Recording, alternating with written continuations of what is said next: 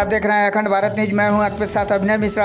आइए रुक करते हैं खबरों की ओर। भारत की नई संसद को लेकर नेपाल में नया बवाल, मामला जानकर आ जाएगा खून में उबाल। नेपाल में अन्य राजनीतिक दलों के नेताओं ने भी इस मुद्दे को उठाया है। पूर्व प्रधानमंत्री बाबूराम भट्टराई ने कहा है कि भारत के हाल ही में उद्घाटन किए गए नए संसद भवन में अखंड भारत के विवादास्पद भित्ति चित्र नेपाल सहित पड़ोस में अनावश्यक और हानिकारक राजनीतिक विवाद को भड़का सकते हैं। भारत की नई संसद को लेकर पहले देश में कुछ लोगों ने बवाल किया, कई राजनीतिक पार्टियों ने उद्घाटन का बहिष्कार किया, मगर अब विरोध की यह आग पड़ोसी देश नेपाल तक पहुंच गई है। अब आप सोच रहे होंगे कि भारत की नई संसद को लेकर नेपाल को क्या आपत्ति हो सकती है, मगर यह सच है कि भारत की नई संसद को लेकर नेपाल में बवाल मच गया है।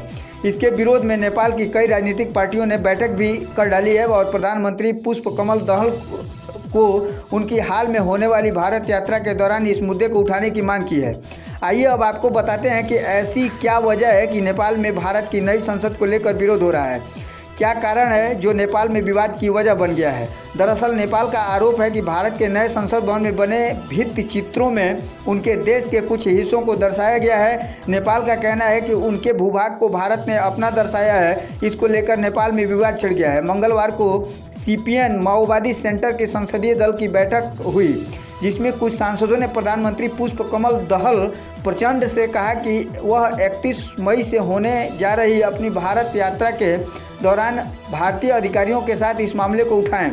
उल्लेखनीय है कि भारतीय प्रधानमंत्री नरेंद्र मोदी के निमंत्रण पर प्रचंड भारत की 4 दिवसीय आधिकारिक यात्रा बुधवार से शुरू कर रहे हैं, जहां प्रचंड और मोदी गुरुवार को सुबह 11 बजे हैदराबाद हाउस में मिलने वाले हैं। प्रतिनिधि मंडल स्तर की वार्ता के बाद प्रचंड और मोदी कुछ समझौता ज्ञापनों पर हस्ताक्षर करेंगे और कुछ परियोजनाओं का उद्घाटन करेंगे। माओवादी सांसदों ने किया विरोध। नई भारतीय संसद भवन में चित्रित भित्ति चित्रों का मुद्दा कुछ माओवादी सांसदों ने उठाया है। उनका आरोप है कि भित्ति चित्रों में नेपाल के कुछ स्थानों जैसे कपिलवस्तु, लुम्बिनी और विराटनगर को भारत की प्राचीन सभ्यताओं वाले स्थान के रूप में शामिल किया गया है। हालांकि भारत में सत्तारूढ़ भारतीय जनता पार्टी ने इसका बचाव किया है। प्रचंड ने अपनी पार्टी के सांसदों से कहा, मैं इस मुद्दे पर भारतीय अधिकारियों के साथ चर्चा करूंगा। मैंने यह बात समाचार पत्र में पढ़ी है और भारतीय अधिकारियों से इस पर विचार मांगूंगा। कुछ सांसदों ने कहा कि चूंकि यह मुद्दा भारत के अंदर विवादित हो गया है, इसलिए इसकी प्रामाणिकता स्थापित होना बाकी है। विपक्षी दल के नेता केपी शर्मा ओली ने मंगलवार को इस मुद्दे को प्रमुखता से उठाया।